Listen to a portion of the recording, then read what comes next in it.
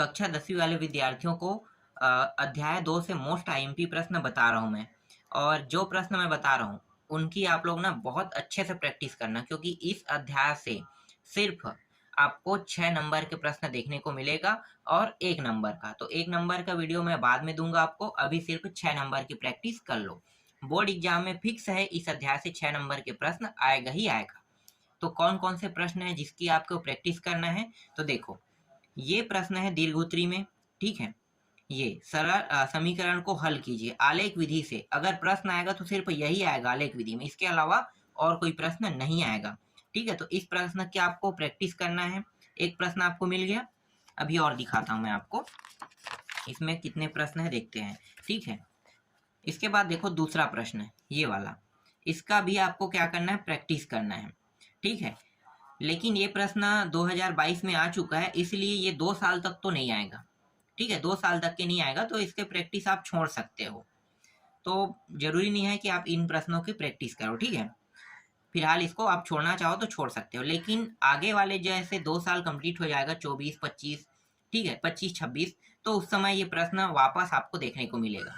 इसके बाद और दिखाता हूं मैं यहाँ पे देखो ये तीसरा प्रश्न है, इसकी भी आपको प्रैक्टिस करना है। दो संख्याओं का अंतर 14 तथा उनके वर्गों का अंतर 448 से संख्याएं ज्ञात कीजिए। इस प्रश्न का प्रैक्टिस करना है, ठीक है। इसके बाद देखो यहाँ पे ये वाला प्रश्न है, इसका भी प्रैक्टिस करना है। एक व्यक्ति ने 3 कुर्सियों तथा 2 मेजों को 1200 रुपये में खरीदा तथा 2 कुर्सियों और 3 मेजों की कीमत 1550 रुपये चुकाई, तब एक कुर्सी तथा एक मेज की कीमत ज्ञात कीजिए कह रहा है, ठीक है। और दिखाता हूं मैं आपको। इसके बाद यहाँ पे देखो ये वाला प्रश्न, पांचवा प्रश्न, ये आपको दिखाई दे रहा होगा, ठीक है।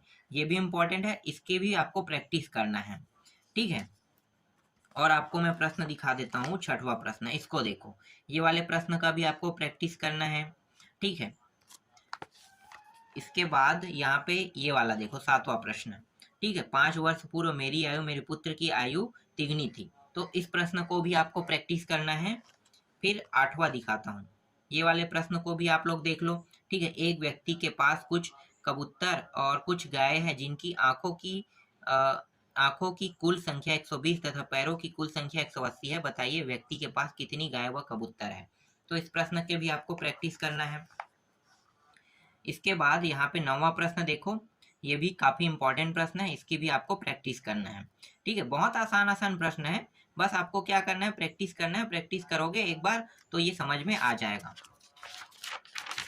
और इसके बाद ये वाला प्रश्न बाद में मैं आपको बता दूंगा इन प्रश्नों के सॉल्यूशन को।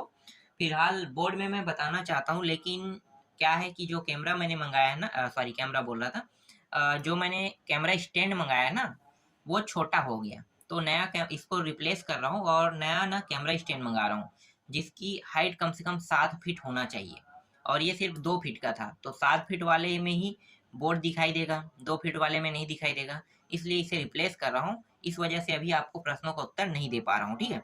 तो मैं सबसे ऑथेंटिक और सरल सोल्यूशन आपको बता दूंगा।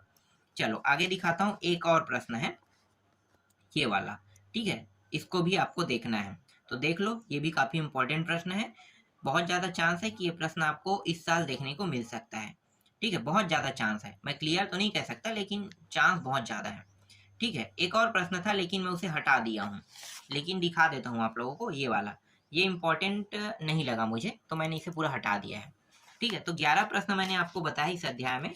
अगर आप उन सभी की अच्छे से तैयारी कर लेते हो, प्रैक्टिस कर लेते हो, तो गारंटी है कि आपका 6 नंबर फिक्स है। 6 नंबर का सिर्फ एक ही प्रश्न इस अध्याय से देखने को मिलेगा, और जो 6 नंबर का प्रश्न आएगा वो सिर्फ इसी अध्याय से ही आएगा। इसके अलावा एक और अध्याय है, बाद में बताऊंगा, लेकिन जो आएगा वो आप लोग प्रैक्टिस कर लो।